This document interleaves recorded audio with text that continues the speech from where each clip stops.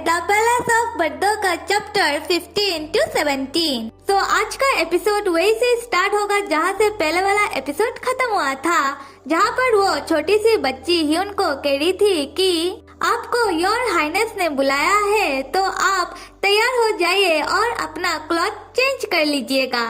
और तभी हमारा ह्यून अपने मन में अपने पिछले जन्म की कुछ बातें वो याद करने लगता है कि जब वो टूटा हुआ पैरों के साथ बड़ा ही सुंदर फ्लावर ब्लॉसम की गार्डन पर टहल रहा था, तभी वांजी उठकर उसके पास आ रहा था और कह रहा था कि बड़ा ही सुंदर नजारा है। और ये कहने के बाद ही वांजी ह्यून को टच करने वाला था और ह्यून वांजी का हाथ झटक कर वहाँ से चला जाता है।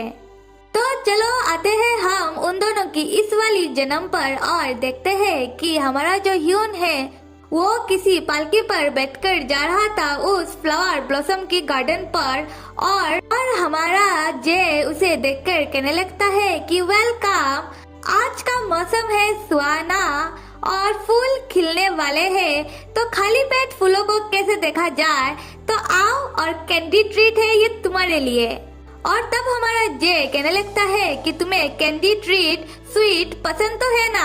फिर हमारा ह्यून कहने लगता है नो, और मन में कहने लगता है कि मुझे स्वीट इतना भी पसंद नहीं है। तब हमारा जे कहने लगता है कि मुझे तो पसंद है और ये थोड़ा बचकाना होगा, फिर भी मैंने तुम्हारे लिए इतना ज्यादा कैंडी और स्वीट प्रिपेयर करवाया है। फिर हमारा जे फ्लावर की ट्री को देखते हुए कहने लगता है कि आज का मौसम तो ऐसे तो है सुहाना, फिर भी ये थोड़ा लेट नहीं हो रहा। तब अचानक से हमारा ह्यून कहने लगता है कि तुम्हें नहीं मालूम, इस पैलेस पे तो स्प्रिंग फ्लावर ब्लॉसम आने में थोड़ा लेट होता है और थोड़ा लेट से ही फूल खिलता है कंपेयर टू अदर प्लेस।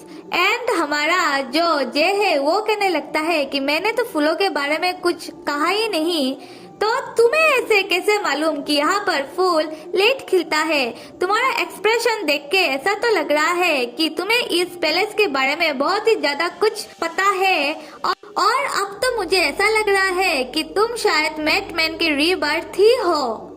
फिर हमारा जे पूछने लगता है कि ह्यून मुझे बताओ कि ये प्लेस तुम्हारे लिए कितना ज्यादा मायने रखता है। और तब हमारा ह्यून थोड़ा घबरा जाता है और कहने लगता है कि आप ये क्या बातें कर रहे हो, मुझे कुछ भी समझ में नहीं आ रहा है। तब हमारा जे कहने लगता है कि मैं तुमसे पूछ रहा हूँ कि ये प्लेस तुम्हारे लिए इतना ज्यादा स्पेशल क्यों है, और मुझे तुम्हें देखकर ऐसा लग रहा है कि तुम्हें ये प्लेस बड़ा ही पसंद है। और तब हमारा ह्यून जे को घूरने लगता है और मन में दो तीन बातें वांजी का सोचने लगता है कि वांजी कह रहा है कि फ्लावर ब्लूमिंग के टाइम इस प्लेस पे कोई ना आने पाए। और हमारा ह्यून अपने मन में सोचने लगता है कि मैंने तो इस प्लेस पर मेरा बहुत सारा साल गुजारा है और इस प्लेस को लाइक और डिसलाइक करने जैसा कुछ भी नहीं है, क्योंकि ये बहुत ही ज्यादा पहले की बात है। और ये सब बातें सोचने के बाद हमारा ह्यून जे को कहने लगता है कि मैं भला क्या कहूँ, क्योंकि ये पैलेस तो आपका है, तो मैं आपको क्या ही ओपिनियन दे सकता हूँ। फिर हमारा जे कहने लगता है कि वाह, तुमने तो ये भी नहीं कहा कि तुम्हें ये प्लेस पसंद नहीं है, ना ही ये कहा कि तुम्हें ये प्लेस पसंद है, पर मुझे ये प्लेस पसंद है क्योंकि यहाँ पर फूल खिलता है। और फिर हमारा जे कहने लगता है कि मुझे लगता है कि वांजी इस प्लेस के बारे में कुछ अलग ही थॉट रखता था, और जब मैटमैन, मतलब क्या मैं ये कह सकता हूँ कि तुम ही हो।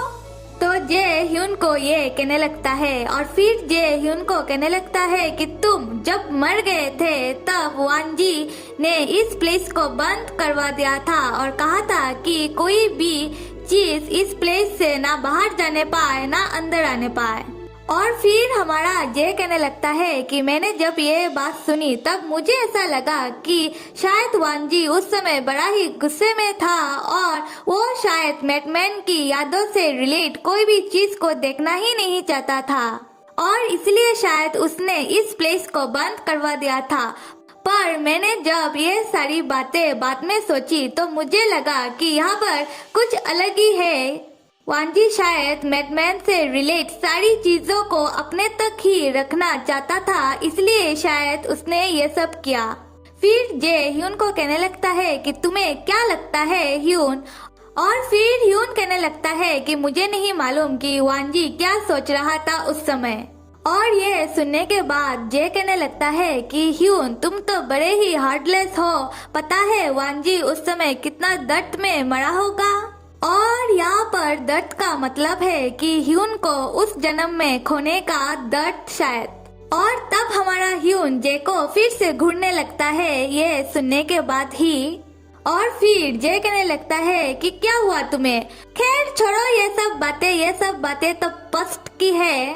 और फिर जे कहने लगता है कि मुझे ये लग रहा है कि तुम्हारा हार्ट अभी तक वांजी को हेट करता है, और खैर छोड़ो और ये सब भूल जाओ, और क्या कर रहे हो इधर खड़े खड़े, यहाँ पर बैठो तो सही। और फिर वो अपने मन में कहने लगता है कि हाँ सब कुछ भूल जाओ और भूल कर मेरा हो जाओ। और ये जो स्प्रिंग फ्लावर ब्लॉसम का गार्डन है ये वांजी ने बनाया था ह्यून के लिए अपने पिछले जन्म में।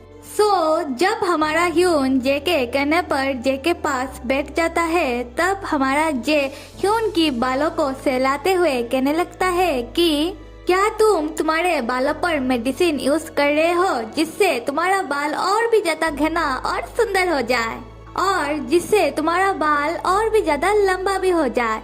और तभी पैरों पर फूल खिल जाते हैं, और हमारा ह्यून ये देखकर उठकर चला जाता है पैरों के पास। और तभी हमारा जे कहने लगता है कि फूल खिल चुका है और कितना ज्यादा सुंदर नजारा है कि तुम इन फूलों की पैरों के नीचे और तुम्हारा ये लहराते हुआ बाल, इट वॉज ब्यूटीफुल। और तब हमारा ह्यून ये वर्ड सुन लेता है और मन में सोचने लगता है कि ब्यूटीफुल, कौन ब्यूटीफुल, फूल या फिर क्या मतलब है उसका। और तभी हमारा जे उठकर जाता है ह्यून के पास और ह्यून की हाथों को पकड़ लेता है और उसकी गालों को पकड़ के कहने लगता है कि डोंट टर्न, और मैंने मेरा दिल खोलकर तुम्हारे पास रख दिया है, और तुम जो भी कहते हो वो भी मैं करता हूँ। तुमने कहा कि क्राउन प्रिंस को कुछ भी ना करो, तो मैंने उसको भी कुछ भी नहीं किया। तुमने कहा कि उन सारी लोगों को छोड़ दो जिन्होंने तुम्हें पॉइजन दिया था, तो मैंने छोड़ दिया।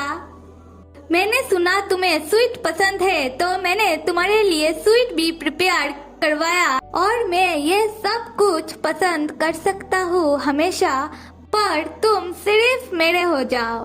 और फिर कहने लगता है जे ह्यून को कि किस मी, और ये कहने के बाद ही जे ह्यून को किस करने लगता है। और तभी हमारे ह्यून को फिर से फ्लैशबैक आने लगते हैं, मतलब उसकी पिछली जन्म की बातें याद आने लगती है। तो चलो चलते हैं उसकी पिछली जन्म पे और देखते हैं कि वांजी ने क्या किया था ह्यून के साथ। एक्चुअली में ये हुआ था कि जब वांजी ने ह्यून को लाया था अपने पास अपने महल में, तब वांजी ह्यून को किस करने के लिए गया था और ह्यून ने मना कर दिया था। और ह्यून का ये नाउ वर्ड सुनकर वांजी को आ गया गुस्सा, और गुस्से में वांजी हंटर से ह्यून को मारने और पिटने लगा और कहने लगा कि क्या तुम मुझे सच में किस नहीं करोगे। और तब हमारा ह्यून कहने लगा कि जितना मारना है मार लो, फिर भी मैं तुम्हें किस बिल्कुल भी नहीं करूँगा। मतलब क्या वांजी ने एक किस को लेके ह्यून पे हाथ उठा दिया। खैर, तो चलो आते हैं हम इन दोनों की इस वाली जन्म पर और देखते हैं कि हमारा जो ह्यून है वो ये सारी बातें सोचने के बाद वो जे की होठों को बाइट कर लेता है जब जे उसे किस कर रहा था, और वो जे को एक जोरदार पुश कर खुद से अलग कर देता है, और दिखाया जा रहा है कि जे की होठों से खून निकल आया। तभी जितने भी गार्ड थे हमारा जे का, वो सब उन दोनों को देख रहे थे और कहने लगे योर हाइनेस। और तभी हमारा जो ह्यून है वो कहने लगता है कि तुम अच्छे बनने की प्रिटेंड ना करो जिससे मैं कंफ्यूज हो जाऊं जे को। और जे कहने लगता है कि तुम मुझे अभी गुस्सा दिला रहे हो।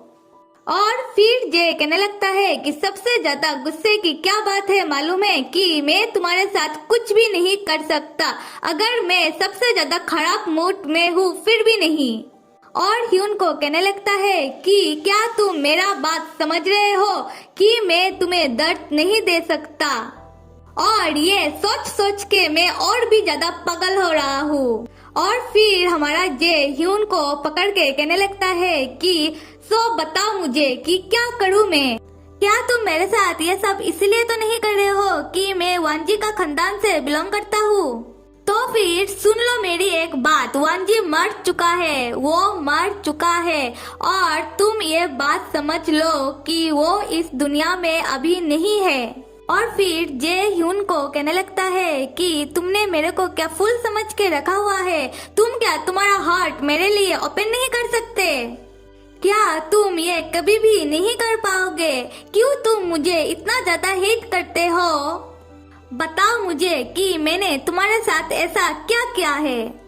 और हमारा जे ह्यून को गुस्से में नीचे पुश कर देता है और ह्यून गिर जाता है। और फिर ह्यून जे की पैरों पर झुक कर कहने लगता है कि अच्छा ठीक है, मैं मान भी लूँ कि तुम एक डिफरेंट पर्सन हो, और मैं मान भी लूँ कि मैं ये सब अपने दिल से निकाल देता हूँ, और मैं तुमसे नफरत भी नहीं करता हूँ। फिर हमारा ह्यून कहने लगता है जैसे कि योर हाइनेस, मैं आपसे नफरत नहीं करता हूँ, पर इसका मतलब ये नहीं कि मैं आपको पसंद करता हूँ। हाँ, हो सकता है कि ये समय अलग है, तो हमें एक दूसरे को बाउंस नहीं करना चाहिए, हेट भी नहीं करना चाहिए, और ये सब यही खत्म कर देना चाहिए और अलग हो जाना चाहिए।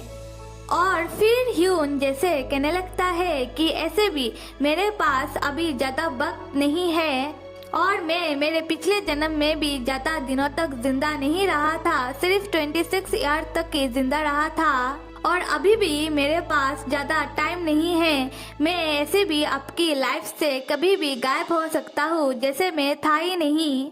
और अगर फिर भी आप मुझे अपना बनाना चाहते हो तो आपके पास कुछ ही रास्ता है। आप मुझे बांध कर रख सकते हो, आप मुझे मार पीट भी सकते हो, आप मुझे फोर्सली अपना बना सकते हो, पर मैं कभी भी मेरा दिल आपको नहीं दूंगा इन सब पेन से डर कर। और मेरे पास कुछ भी लूज करने के लिए नहीं है, जितना भी टाइम है मेरे पास उसमें। और यही कहना था मुझे आपको। I am sorry your highness. और इतना ज्यादा लंबा चौड़ा डायलॉग सुनने के बाद हमारा जे ह्यून को घुरे ही जा रहा था और कहने लगा ठीक है, अगर तुम चाहते हो कि मैं तुम्हें फोर्सफुली अपना बनाऊं तो यही सही। सो रेडी रहना, आज रात को मैं तुम्हारे पास आने वाला हूँ। और ये सुनने के बाद ही हमारा ह्यून का तो होश ही उड़ जाता है, और वो अपना दोनों ब्लू आंखों को बड़ा बड़ा करके जे के तरफ घूरने लगता है। मतलब क्या इतना सारा कुछ हमारा ह्यून ने कह डाला और जे को कुछ पल्ले ही नहीं पड़ा। और जब हमारा जे जा रहा था तब वो अचानक से अपना बॉडीगार्ड पर वार कर देता है अपना तलवार से, और कहने लगता है कि फाइट करो मेरे साथ ऐसे ओपोनेंट।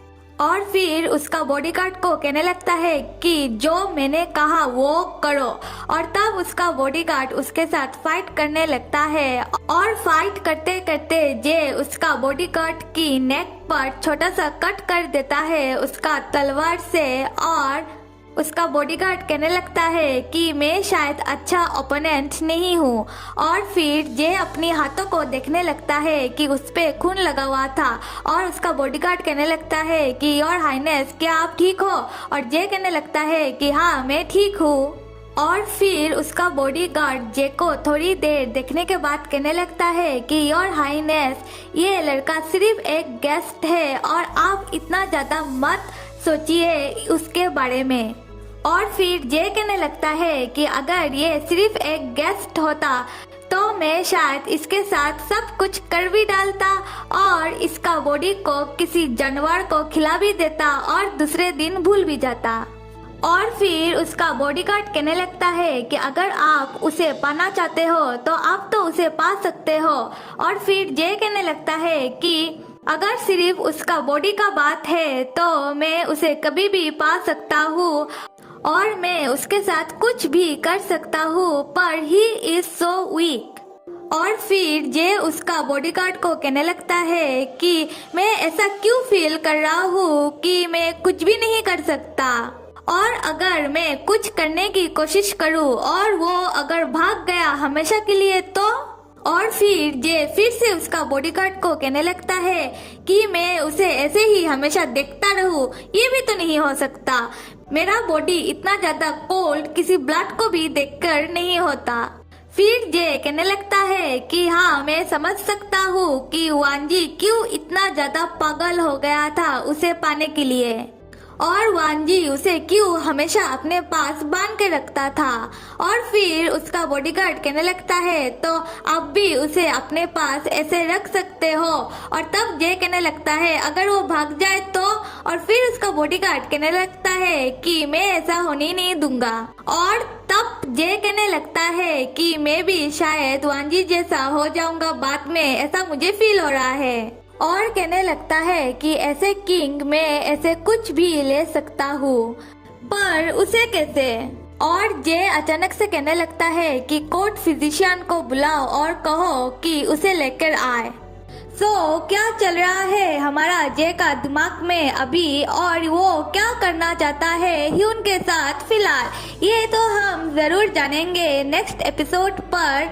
और नेक्स्ट एपिसोड किस किस को चाहिए जरूर बताना, और लाइक, सब्सक्राइब और कमेंट करना तो बिल्कुल भी मत भूलिएगा। Till then bye.